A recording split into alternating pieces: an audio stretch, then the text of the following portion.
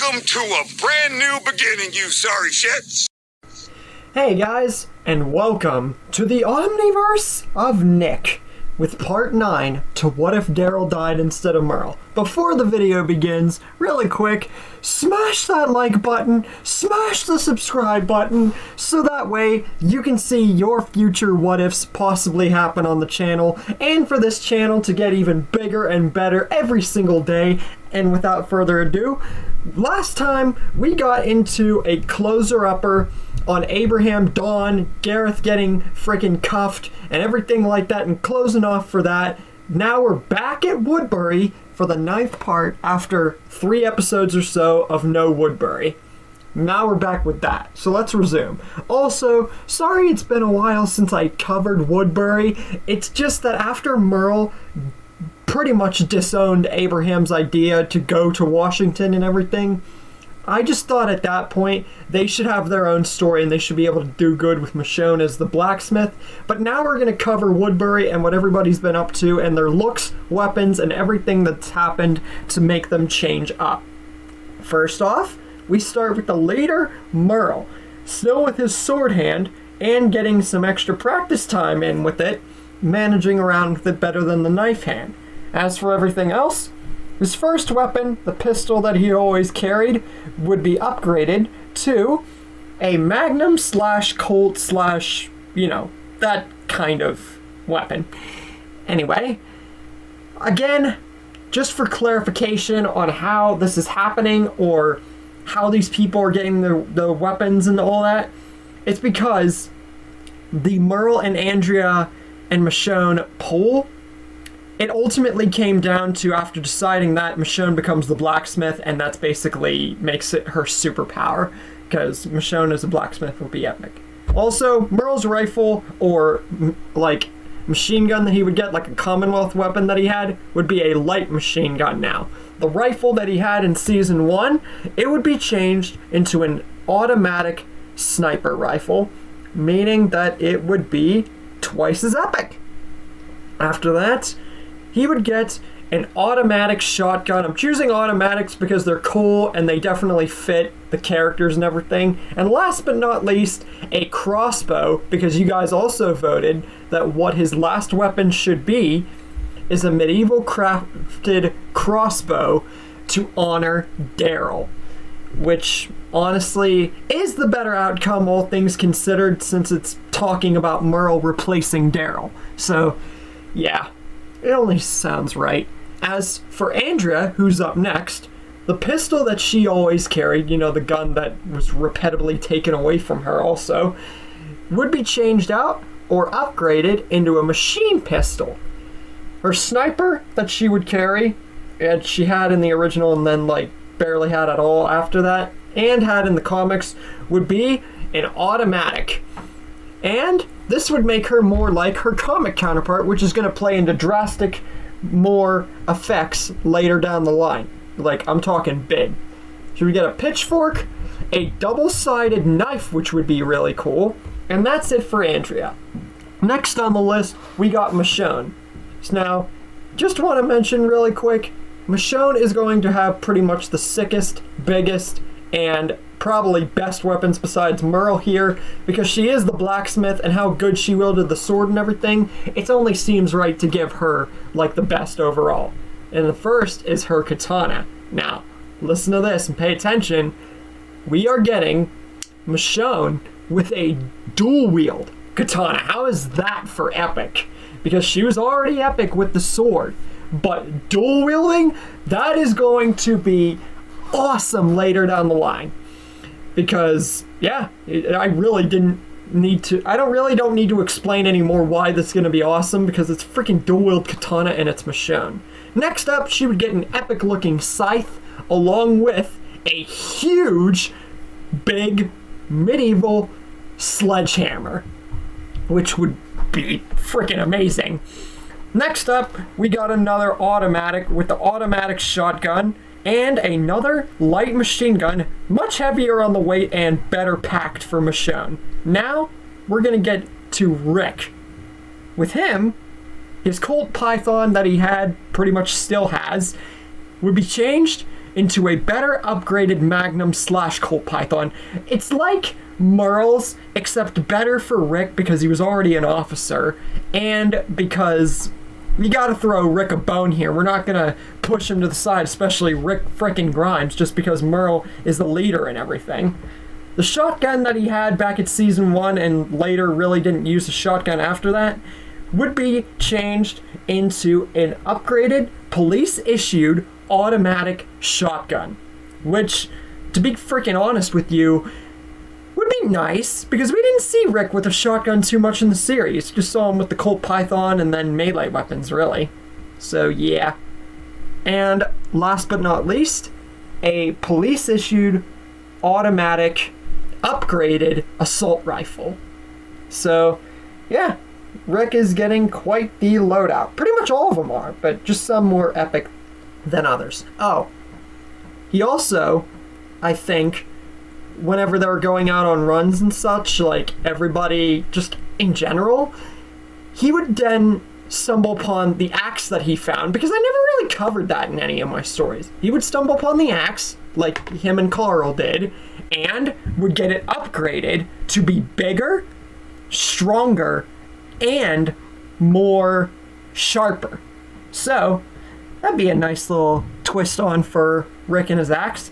Then, we get a nice character add-on in the form of Clara, who I mentioned in the Dale series, and she just died. Now, getting a little bit more headway. She gets picked up by Martinez and their men out on a run and brought to Woodbury for questioning, and because it looked like she literally was on her own, she could have died any time now. Merle talks to her, finds out her past, and pretty much all we know about Clara, and stopping her from killing herself appropriately instead of just holding the gun at her like Rick did. Merle just straight up kicks her to stop her from doing anything rash. Now, you might think that this is brutal, but here's how I think Merle would react to this. He would see her as just a lost soul, like him and his brother were, or he was for a long time, and would talk to her about that and say that he had those thoughts a lot, and so did Andrea, that, like, she can ask her, even though he wasn't around for that. But she doesn't need to end herself for that. She can find solace here and actually matter, you know, not be out there, not die, and just be nothing. Clara, honestly, you can't blame her for still wanting to, like, you know, kill herself, even with Merle saying this, but I do feel that with Merle literally kicking the sense into her and talking to her like this, it would resonate with Clara, and that means that she's going to join Woodbury and be alive. Now, I know what you guys are probably thinking. Nick, why are you including Clara being alive? Don't you have a what if saved for that specifically? You never did that with Lori beforehand, really, so why Clara? Well, don't you guys worry about that. The story is all about Merle replacing Daryl, Daryl dying against the governor, and Merle replacing Daryl, and the story expanding from that point of view, as you guys have seen. I really don't need to explain that. But Clara is just an extra influence of Merle and his influence. Because of that, that's why Clara is alive. Because of Merle being alive and being the new governor and leader in Woodbury. Yeah, that's pretty much all I need to say. Anyways, she joins Woodbury. As for Carl, he would still be borrowing the hat, him and his dad, from time to time, and getting older, and would actually have better character development because of very less conflict with the governor. And the only loadout that I'm going to give him, really, that suits Carl, at this time, mainly, is dual-wielding pistols. That's really the best I could do for him. Also, I talked to you guys whenever Merle became the leader originally and talked about them and everything, that Carl and Mika eventually would get into a relationship and it would be somewhat big, right? Well, this is the starting point, I feel, to make them actually connect and be in that relationship, or to start with, you know? It was just a hint at first, but now it's actually going to happen. Also, another character that I'd forgotten about for so many stories and paid little mind to, Lizzie and Mika's dad. He's still here and he's alive. Now, this means that Lizzie's not going to be crazy. Now, I know what you guys are thinking. Oh, Nick, wasn't she already crazy beforehand? Yes, but her father being alive significantly numbed that down. It was only after that she became more psychotic and more mad. I never paid any mind to it, but she only had some problems. She didn't go completely crazy until after her dad died. So because of this, Lizzie's character development is actually better. And we get into something with Carol. Her finally getting acquainted with Lizzie and Mika's dad. Not in a relationship. No. But getting acquainted with him and Lizzie and Mika, and actually getting that connection that she had from the original story. And that's the next character we're going to discuss, Carol, and what she's going to get and the looks that she will finally have.